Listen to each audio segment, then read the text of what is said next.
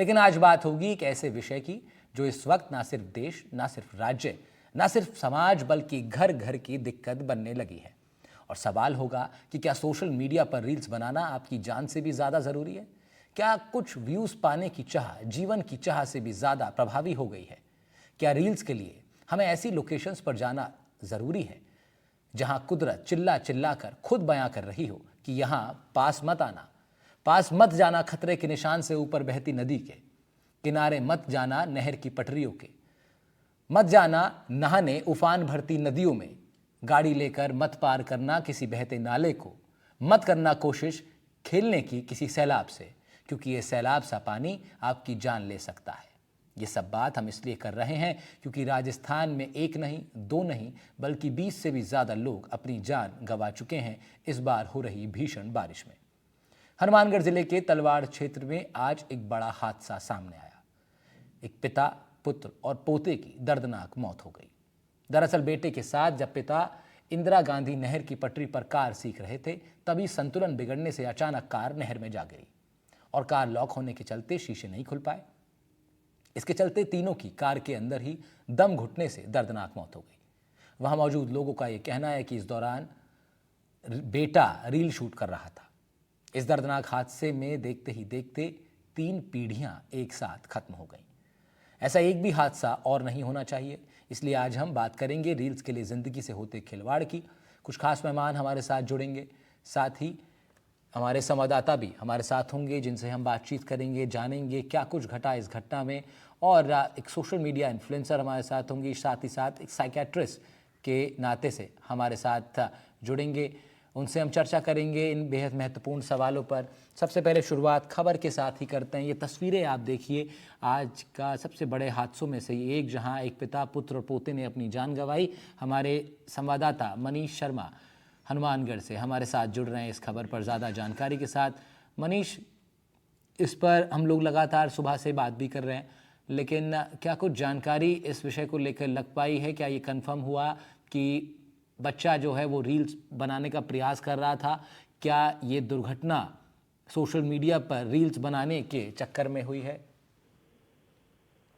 जी बिल्कुल, आज सुबह का ये पूरी दर्दनाक हादसा पेश आया जब एक पिता को एक पुत्र गाड़ी चलाने सिखाने के लिए नहर के पटरे पर लेकर आया था। पहले पुत्र गाड़ी चला रहा था तो वो गाड़ी से बाहर निकालकर अपना मोबाइल वीडियो शूट कर रहा था। थोड़ी देर बाद ही उसने ड्राइविंग सीट बदली और पिता को अपनी सीट पर बिठाया। जैसा कि वहां के मौके पर मौजूद जो लोग थे उन्होंने बताया, उनके अनुसार जो पहले बेटा जो था वो शूट कर रहा था, उसके बाद में पिता ने भी वैसा ही करना चाहा। इसी दौरान जो गाड़ी थी वो असंतुलित होकर नहर में जा गिरी और गाड़ी चारों जो गेट थे वो अंदर से लॉक हो गए। लॉक होने की वजह से वो शीशा खुल नहीं पाया और इन तीनों का अंदर ही दम घुट गया। जिसके बाद में जब घटना की सूचना पुलिस को मिली और उसके बाद में आपदा विभाग की जो टीम है वो भी मौके पर पहुंची। बड़ी संख्या में लोग वहां एकत्र हो गए थे। 3 घंटों की कड़ी मशक्कत के बाद में गाड़ी को चिन्हित करके उसे बाहर निकाला गया तो तीनों के शव गाड़ी के अंदर से ही बरामद किए गए। वहीं अभी देर दोपहर के अंदर भी एक दूसरा बड़ा हादसा इसी क्षेत्र में देखने को मिला है, जहां तेज बारिश के बाद में एक 8 वर्षीय और एक 10 वर्षीय बच्चों की खेलने के दौरान एक तालाब में डूबने से मौत हो गई। वो भी बारिश के चलते ही हुआ है। अब देखने वाली जो बात है वो ये है कि इस तरह के हादसों के ऊपर परिजन और जो लापरवाही जो सामने आई है इन दोनों हादसों के अंदर, उसके ऊपर कब तक रोकथाम प्रभावी लग पाती है। जी बिल्कुल मनीष, तीनों ही जन लेकिन अपनी जान गंवा बैठे। पुलिस और बचाव दल भी वहां बाद में पहुंचा, लेकिन तब तक बहुत देर हो चुकी थी। फिलहाल बहुत शुक्रिया मनीष आपका। तो मनीष शर्मा हमारे संवाददाता हनुमानगढ़ से हमारे साथ जुड़े थे, बता रहे थे, इस पूरी खबर की जानकारी दे रहे थे। इस तरह की खबरें पिछले कुछ दिनों में लगातार हमारे पास आ रही हैं। ये चिंता का विषय है और इस विषय पर आज हम बात करेंगे। डॉक्टर सत्यम त्रिवेदी मनोवैज्ञानिक हैं, आप हमारे साथ जुड़ रहे हैं। बहुत स्वागत है सर आपका भी। साथ ही साथ कनिषा मल्होत्रा सोशल मीडिया इन्फ्लुएंसर हैं, एक्टर भी हैं, वो भी हमारे साथ जुड़ेंगी इस पर बात करने के लिए। बहुत बहुत स्वागत आप दोनों ही लोगों का NDTV राजस्थान पर। सबसे पहले शुरुआत डॉक्टर साहब आपके साथ करते हैं और शुरुआत मैं चाहता था हमेशा एक अच्छे पॉइंट से हम लोग करते हैं शुरुआत, लेकिन ये विषय ही कुछ ऐसा है कि जिसमें चिंता भी है और गंभीरता भी इसमें दिखाई देने लगी है अब, क्योंकि इतने लोग अपनी जान गंवा रहे हैं। डॉक्टर साहब, ये कैसा, इसको क्या कहा जाए, क्या टर्म इसके लिए यूज़ की जाए कि लोग ये जानते हुए भी कि यहाँ इतना खतरा है, नदी खतरे के निशान से ऊपर बह रही है, उसके बावजूद उसके आसपास जाना और फिर रील्स बनाना सोशल मीडिया पर कुछ व्यूज़ हासिल करने के लिए, इसको किस तरीके से डिफाइन करेंगे आप? देखिए, सोशल मीडिया जो है वो एक प्रकार के नशे में तब्दील होता है। और जो ये रील्स का जो चस्का है, आप इसको ये मान सकते हैं कि जैसे ये शराब के नशे का एक छोटा शॉट लिया हो। आप देखिए, जो पहले वीडियोस के ड्यूरेशन हुआ करते थे 30 मिनट्स 20 मिनट्स के हुआ करते थे, अब ये डिमांड है कि जो हमारी वीडियो की डिमांड है वो मिनटों में और सेकंड्स में पहुंच चुकी है। क्यों? क्योंकि ब्रेन में का जो रिवॉर्ड सेंटर होता है, जिससे इंसान को फील गुड फैक्टर होता है, जिससे इंसान को अच्छा लगता है, वो जितना छोटा किक, जितने शॉर्ट ड्यूरेशन का किक होगा, जितना उन्मादी किक होगा, उतना ज्यादा बेहतर होगा। साथ ही साथ क्या होता है कि ये रील्स हमें रातों रात स्टार बनाने में काम आ रहे हैं, हम वायरल हो रहे हैं। साथ ही साथ इसको सोशल मीडिया के बिजनेस ने इसको पैसे से भी कनेक्ट कर दिया है, तो लोग इससे पैसे भी बना रहे हैं और अपनी बड़ी बड़ी बातें शेयर कर रहे हैं और अपने जीवन के जो बहुत ही अच्छे पहलू हैं, जीवन का जो केवल खुशहाल पहलू है, उसको दिखाने की कोशिश कर रहे हैं। तो लोगों को इससे अटेंशन बहुत मिल रहा है। तो जितना सनसनीखेज बनाएंगे उतना ज्यादा अटेंशन मिलेगा। इसके चलते ये जो प्रवृत्ति है वो गंभीर रूप लेती जा रही है। इसे हम साइकियाट्रिस्ट लोग बिहेवियरल एडिक्शन या व्यवहारिक नशा कह सकते हैं।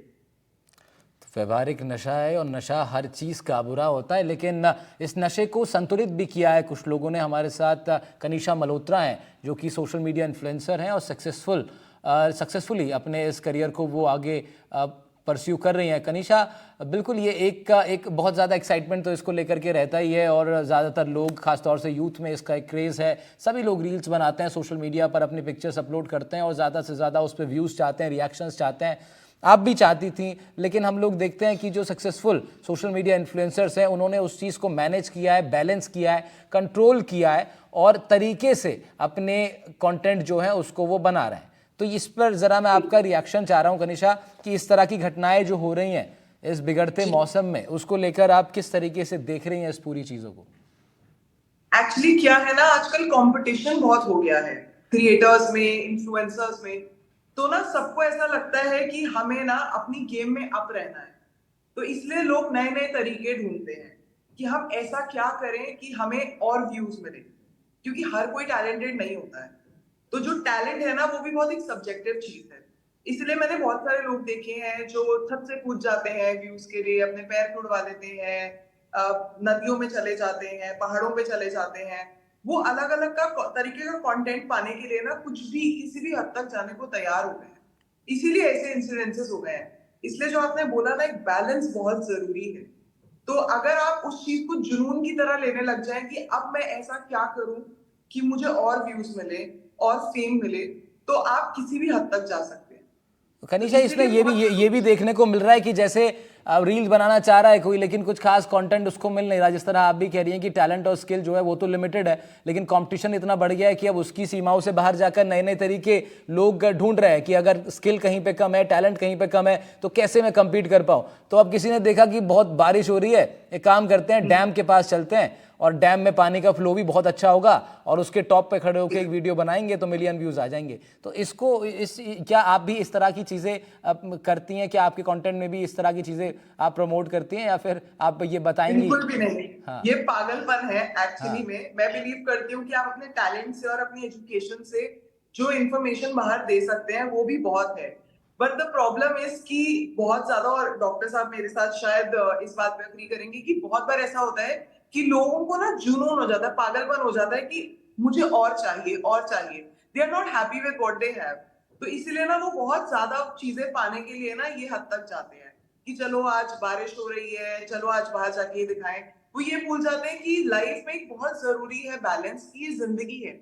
सोशल मीडिया और स्क्रीन के बाहर भी आपकी एक जिंदगी है, उसे आपको जीना है। तो वो जब आप सीख जाएंगे ना, तो आप ये पागलपन करना बंद कर देंगे। बिल्कुल, बहुत अच्छी बात का आपने कही कनिशा, कि सोशल मीडिया और रील्स के बाहर भी एक जिंदगी, मतलब रील और रियल की जिसकी हम बात करते हैं, आमतौर पर एक टर्म हम सुनते हैं रील्स एंड रियल की। डॉक्टर साहब, ये भी एक बड़ी बात है कि इसको भाप पाना, जिस जिस आसान भाषा में कनिषा ने तो कह दिया कि रील्स, या मैं भी कह रहा हूँ कि रील्स और रियल अलग है, लेकिन इसको एक्चुअली में भाप पाना, समझ पाना, वो बैलेंस बिठा पाना अपने माइंडसेट के अंदर कि जो मैं कर रहा हूँ ये रील है और एक असली जीवन है जहाँ पर मेरे पैर अभी खड़े हुए हैं, अगर मेरा पैर फिसला तो मुझे चोट लग सकती है, मैं गिर सकता हूँ। इस चीज़ को समझ पाना इतना मुश्किल क्यों होता जा रहा है? डॉक्टर साहब, जरा मैं एक मनोवैज्ञानिक तौर पर अगर आप ये समझा पाएँ कि ये क्या परिवर्तन है, किस ओर हम लोग बढ़ रहे हैं? देखिए, आप यहाँ पर दो प्रश्न पूछ रहे हैं और इसका मैं जवाब देता हूँ। बेसिक बात क्या है कि हमें ऐसा लगता है कि ब्रेन हमारा बहुत ही कॉम्प्लेक्स और ब्रेन बहुत ही ब्रेव स्ट्रक्चर है, उसके पास बहुत सारी शक्तियां हैं, जबकि है उल्टा। ब्रेन की अपनी सीमाएं होती हैं। ब्रेन के साथ प्रॉब्लम यह है कि वो एक समय पर दो चीजों पर फोकस नहीं कर सकता। इसलिए जब हम रील बनाने के लिए जाते हैं, हमें ऐसा लगता है कि झरने का और खाई का जो बिल्कुल टिप है, जो एंड है, वहां पर मैं फोकस अपने कैमरे का करूं ताकि मेरी रील ज्यादा सनसनीखेज बने, मेरी सेल्फी ज्यादा सनसनीखेज आए। उस समय ब्रेन का जो कोऑर्डिनेशन वाला सेंटर है वो काम नहीं कर पाता, क्योंकि सारा का सारा फोकस आपने किसमें दे रखा है कि मेरी रील कितनी सनसनीखेज बने।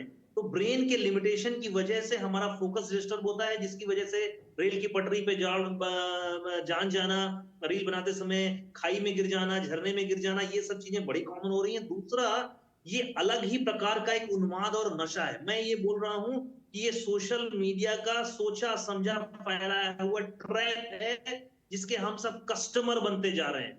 हम सब कस्टमर बन रहे हैं और हम सब उस उद्योग के लिए काम कर रहे हैं। हमें ऐसा लग रहा है कि हमें कुछ ख्याति मिल रही है, लाइक्स मिल रहे हैं, हमारा जो इल्यूजनरी सेल्फ कॉन्फिडेंस है बूस्ट अप हो रहा है, जबकि वो रियल लाइफ में बिल्कुल नहीं। रियल लाइफ में मुझे कोई जज नहीं कर रहा है, मुझे हर इंसान प्यार कर रहा है, तो हम उसके प्रति और आकर्षित होते चले जाते हैं। रियल लाइफ में मुझे कोई पूछ नहीं रहा है, वहां पर हर आदमी बोल रहा है ऑसम, क्लिक, और क्या बेहतरीन वीडियो बनाया, लाइक बनाया, तो मुझे और अटेंशन मिलता चला जाता है। तो हमें अपनी प्राथमिकताएं डिसाइड करने में प्रॉब्लम आ रही है कि उसे हमें अपनी लाइफ में कितना एंट्री देना है, कितना हमारे लिए जरूरी है, कितना गैर जरूरी है। देखिए, सोशल मीडिया के एग्जिस्टेंस को, टेक्नोलॉजी के यूज को हम खत्म नहीं कर सकते, हमारे डेवलपमेंट के लिए जरूरी है, लेकिन हमें एक सीमा को समझना होगा, एक अवेयरनेस लानी होगी। जैसे हम रोड ट्रैफिक का होता है, खतरे का एहसास होना होगा कि नहीं, अब हमें रोड को ऐसे क्रॉस नहीं, ऐसे क्रॉस करना, नहीं तो ट्रक में हमारे ऊपर आ सकता है। वैसे ही सोशल मीडिया जो है वो कहने को अब रील है, लेकिन है वो रियल। क्यों? क्योंकि उसमें सभी लोग रियल हैं, उसमें हम सब अपना कुछ ना कुछ एक्सपोज करा रहे हैं। तो एक सीमा बांधना बहुत जरूरी है, उसे हम मिस कर रहे हैं, उसे हम पहचान नहीं पा रहे हैं, जागरूकता का अभाव है। और फिर डॉक्टर साहब, इसमें एक बड़ी बात इसमें ये भी हो गई है कि ये केवल टीनेजर्स तक की बात नहीं है, केवल जो लेट्स से कि जिसे हम यूथ कहते हैं, 30, 32, 35 साल तक भी आप माने, सिर्फ वहीं तक ये चीज़ें सीमित नहीं रह गई हैं। फैमिली इसमें इन्वॉल्व हो रही हैं। और आज जिस हादसे की हम लोग बता रहे हैं, जिसकी तस्वीरें हम लोग दिखा रहे थे, उसमें एक ही परिवार की 3 जनरेशन डॉक्टर साहब उन्होंने अपनी जान गंवाई, यानी कि दादाजी, पिता और पोता, 3 पीढ़ी एक ही परिवार की। तो ये पेरेंट्स भी उस हिसाब से क्या चेक नहीं कर पा रहे हैं अपने बच्चों के ऊपर? नहीं, कैसे चेक कर पाएंगे? मैं बीइंग अ पेरेंट खुद ही यूज कर रहा हूँ, खुद ही मैं उसमें इंडल्ज हूँ। तो इंपॉर्टेंट बात यहाँ पर एज की नहीं है राहुल, यहाँ पर है ह्यूमन बिहेवियर की, ब्रेन के रिवॉर्ड सेंटर की। ब्रेन को उससे टॉनिक मिल रहा है, एक हाई मिल रहा है, एक ऐसा लग रहा है कि मैं बहुत ही सुपीरियर हूँ, मुझे बहुत सारे लोग पसंद कर रहे हैं। तो वो जो टॉनिक है वो हर उम्र के लोगों में को चाहिए। और वो टॉनिक कहाँ से? हम क्या बात कर रहे हैं आज? हम रील से जान जाने की बात कर रहे हैं, लेकिन हम ये भी बता रहे हैं कि एक ऐसा व्यक्ति है इस दुनिया में जिसके 10 मिलियन फॉलोअर हैं, उसका टर्नओवर साल का 4 करोड़ है, उसने एक बार अपने लिए ऐसी बात करी, इतने सारे लोग मदद के लिए आ गए। तो ये जो व्यवहार, उसके जो यूज है, आई मीन जिसकी वजह से लोग फेमस हो रहे हैं, वो हमें फर्दर मोटिवेट करता है यूज करने के लिए। वहां पर हमें बाउंड्री लाइन सीखनी पड़ेगी, खींचनी पड़ेगी हर उम्र के साथ में, और इसे स्कूली पाठ्यक्रम में शामिल किया जाना चाहिए कि हम टेक्नोलॉजी का हेल्दी यूज कैसे करें, ताकि हम उसका उपयोग अपने विकास के लिए कर सके, ना कि जान गंवाने के लिए। नहीं, और फिर इसमें बड़ी बात ये भी है कि हमारे पास ऐसे एग्जाम्पल्स हैं, जैसे कनिषा जी आज हमारे साथ बैठी हैं, तो उनके अच्छे खासे फॉलोअर्स हैं इंस्टाग्राम पर। उन्होंने भी वो सक्सेस का स्वाद चख लिया है कि भाई कैसा होता है 0 और 10-15 फॉलोअर से फिर 1000 तक पहुंचना, 10,000 तक पहुंचना, 1 लाख 2 लाख से पार करना, वो फील क्या होता है। वो कई सारे ऐसे इन्फ्लुएंसर्स हैं, कई सारे ऐसे अकाउंट्स हैं जिन्होंने वो चीज़ टेस्ट की है, वो सक्सेस टेस्ट की है,